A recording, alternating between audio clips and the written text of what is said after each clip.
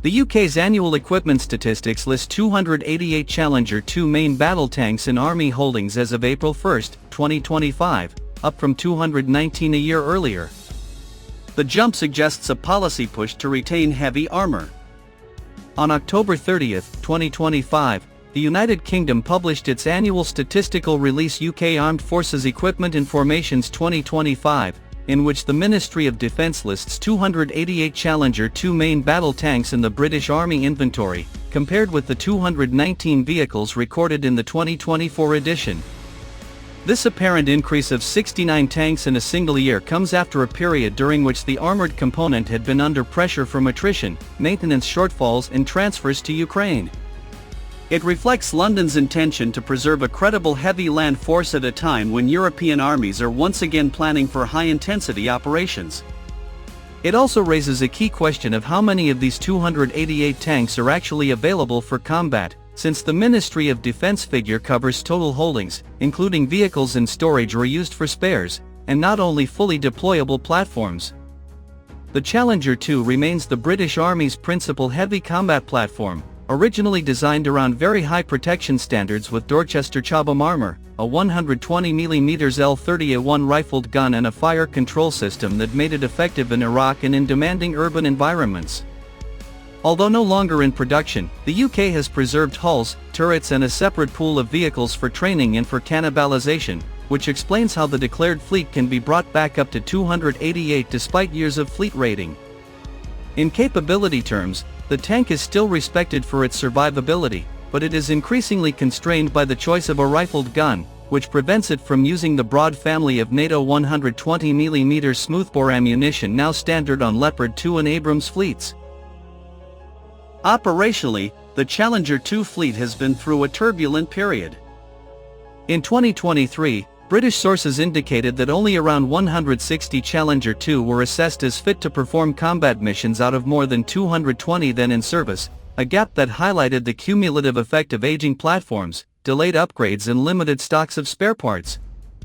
The donation to Ukraine of a first batch of Challenger 2, taken directly from British Army units, further reduced immediate responsiveness but was politically unavoidable in the context of Allied support to Kiev.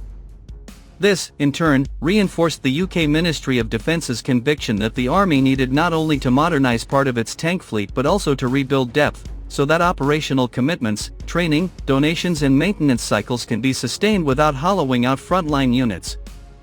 From a comparative standpoint, the UK's move brings its declared inventory closer to the armoured mass that several European partners are either preserving or rebuilding. Germany is modernizing its Leopard 2 fleet to A8 standards with active protection and upgraded sensors. Poland is combining Leopard 2, K2, and Abrams to restore large-scale armored formations.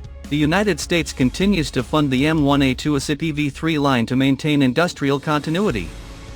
Against these benchmarks, the current Challenger 2 is strongest in protection and weakest in firepower and growth potential, which is why London launched the Challenger 3 program. Announced in 2021, this program will convert 148 Challenger 2 to a new standard with a completely new turret, the Rheinmetall 120mm L55 smoothbore gun, improved day and night sights, modern digital architecture and an active protection system. Once fielded, these upgraded tanks will close most of the capability gap with the latest Leopard 2 variants and will allow the UK to rejoin the mainstream NATO 120mm ammunition ecosystem. The strategic significance of a declared fleet of 288 tanks is therefore twofold. Militarily, it gives the British Army the depth it lacked to sustain a high-intensity deployment, provide armor to NATO's forward defense on the eastern flank and still retain a training and regeneration base at home, provided that a sufficient share of these vehicles is brought to operational status. Politically and geostrategically, it signals to allies, especially those in Central and Eastern Europe concerned by the earlier transfer of tanks to Ukraine, that the UK is not trading away its heavy forces but rationalizing and restructuring them. It also positions London more comfortably in future European armoured cooperation discussions, including the debate on the timing and scope of a next-generation European MBT, where only countries with a real, documented armoured inventory will be in a position to influence requirements.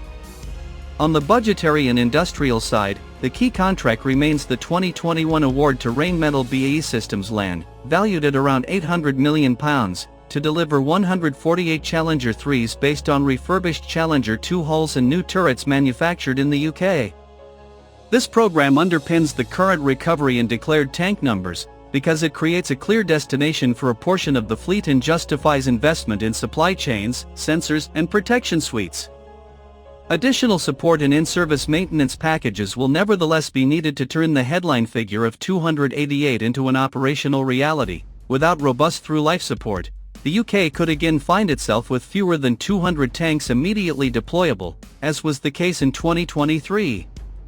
At present, however, the last major publicized contract linked directly to the platform is the Challenger 3 upgrade itself, and it is this program that will determine whether the British Army can maintain its armoured capability beyond 2035.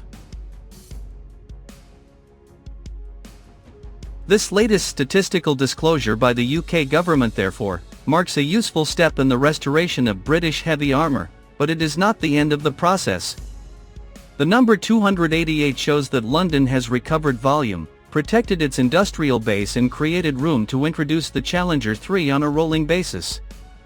What will determine the real value of this fleet is the rate at which those 148 conversions are delivered, the level of availability the Army can sustain, and the ability to fund follow-on support in parallel with continued assistance to Ukraine.